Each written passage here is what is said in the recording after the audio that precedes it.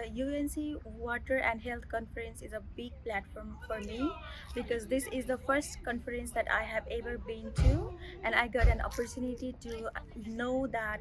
people are working in varieties of areas in the sector of water, sanitation, and health. And the most important thing is that people are developing the technologies especially needed for the uh, people in the developing countries where the water sanitation needs is still a support.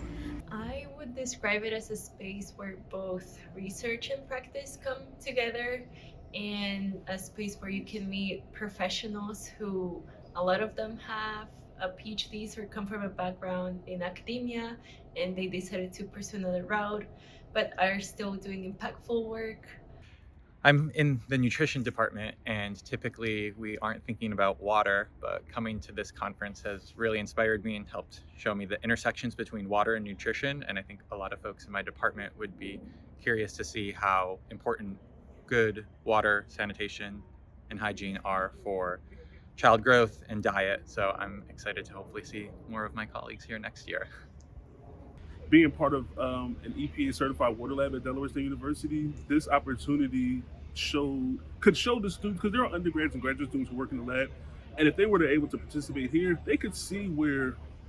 this particular skill they learn for water testing and water remediation and water security, how it can then transition to the industry, to NGOs, to companies that have all participated at this conference. I would describe my experience at the conference back at my university by telling that it's not just a conference about water and sanitation, but a way to network and meet other people for great opportunities, internships. And it's also about, yes, it is about water security and sanitation, but it's more on the health aspect side too, with menstruation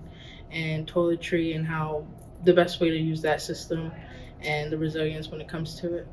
I've learned about a lot of different options, like things with the government, Tetra Tech, USAID, but also like the CDC and the EPA. And